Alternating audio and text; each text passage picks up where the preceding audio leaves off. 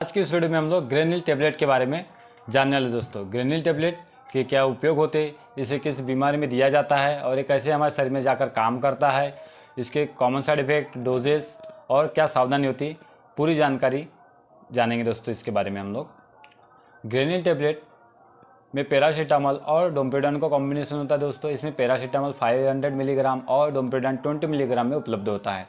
यह ग्रेनिल एक फेमस दवाई है दोस्तों, जिसको Karnataka antibiotic pharmaceutical private limited के द्वारा बनाया जाता है। आपको 51 रुपीज़ की 10 टेबलेट में मिल जाएंगी दोस्तों। अगर इसके उपयोग की बात करें तो इसका उपयोग किसी पेशेंट्स में, जैसे कि उसको माइग्रेन की समस्या हो या उसका एक्सट्रीमली मतलब बहुत ज़्यादा सर पेन हो रहा है या बहुत ज़्यादा माइग्रेन की प्रॉब्लम हो या फीवर है, तब उस टाइम पे उसको उल्टी या मितली आ रही है या सर चक्कर आ रहा है या उसको वोमिटिंग करने का मन हो रहा है, तब उस टाइम पर ग्रेनिल टेबलेट को दिया जाता है दोस्तों। यह एक यूनिक कॉम्बिनेशन दवा होती है जिसका इस्तेमाल फीवर से संबंधित या उसके के दौरान उल्टी या वोमिटिंग से मतलब जी मचला रहा है, मितली आ रही है, तब उस समय पर ग्रेनिल टेबलेट को दिया जाता है। ग्रेनिल टेबलेट में पैरासीटामोल और डोम्पेडान का कॉम्बिनेशन होता है दोस्तों। डॉक्टर इसको किसी भी पेशेंट में अगर माइग्रेन की समस्या या बुखार के दौरान उसको वोमिटिंग्स का सेंसेशन आ रहे, तब वो डोम्पेडान अलग से न लिखते हुए क्या होता है, ग्रेनिल में क्या डोम्पेडान और पैरासीटामोल का कॉम्बिनेशन होता है, तो डोम्पेडान अलग से न लिखते हुए वो ग्रेनिल टेबलेट को इस तरह लिख देते हैं दोस्तों। तो यह एक अच्छा रिस्पॉन्स देती है पेशेंट में और अच्छा काम भी करती है। अब इसमें जो पैरासीटामोल होता है दोस्तों, एक प्रोस्टाग्लैंडिन के सिंथेसिस को इनहिबिट करने का काम करता है। और जो प्रोस्टाग्लैंडिन क्या होते हैं, हमारे शरीर में केमिकल्स होते हैं जो किसी भी प्रकार के केमिकल रिएक्शंस हो रही है या फीवर्स या एलर्जी हो या कुछ हमारे शरीर में एबनॉर्मलिटीज आ रही है, तब ये उसके सिंथेसिस को इनहिबिट करने का काम करती है।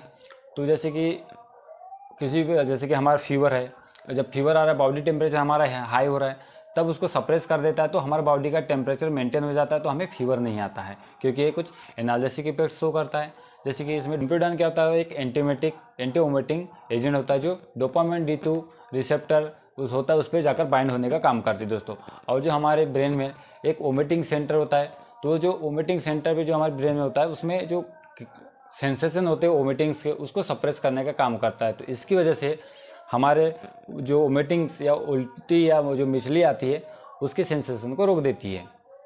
और इसका उपयोग वही किसी पेशेंट में उल्टी या मितली या फीवर के समय या उसके टाइम पर जब वो उल्टी या मितली कर रहा है, तब ग्रेनिल टेबलेट का इस्तेमाल किया जाता है दोस्तों। इसके कुछ कॉमन साइड इफेक्ट के बारे में जान लेते। किसी पेशेंट में हल्का सा डायरिया हो सकता है, उसकी स्किन्स के ऊपर रेसेस आ सकती है या उसको घबराहट या बेचैनी या सुस्तीपन हो सकती है और उसके स्टमक में पेन हो सकता है या कॉन्स्टिपेशन होने के चांसेस रहते हैं दोस्तों। अब इसमें जब ग्रेनिल टेबलेट का इस्तेमाल कर रहे हैं तो हमें क्या क्या सावधानी रखना चाहिए, इसके बारे में जानते हैं दोस्तों। जैसे किसी पेशेंट में ब्लड डिसऑर्डर हो, अस्थमा हो या लीवर का कमज़ोर है, मतलब लीवर से कमज़ोर है या किडनी की खराबी है या किसी प्रकार की उसके एलर्जी है या मेटाबॉलिज्म डिसऑर्डर है, तब वो अपने डॉक्टर के सलाह के अनुसार ग्रेनिल टेबलेट का इस्तेमाल कर सकता है। या कोई महिला ब्रेस्ट फीडिंग करा रही है, तब उस महिला को भी डॉक्टर के सलाह के अनुसार ग्रेनिल टेबलेट का इस्तेमाल करना चाहिए।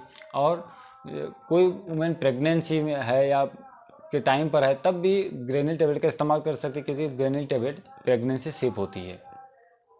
बट किसी भी पेशेंट्स को ग्रेनिल टेबलेट का इस्तेमाल करने से पहले आप अपने डॉक्टर के कंसल्ट के अनुसार ग्रेनिल टेबलेट का इस्तेमाल करना चाहिए दोस्तों। ग्रेनिल टेबलेट की अगर डोज की बात की जाए तो यह एडल्ट में इसका डोज 1 टेबलेट सुबह शाम भोजन के पश्चात लेना रहता है।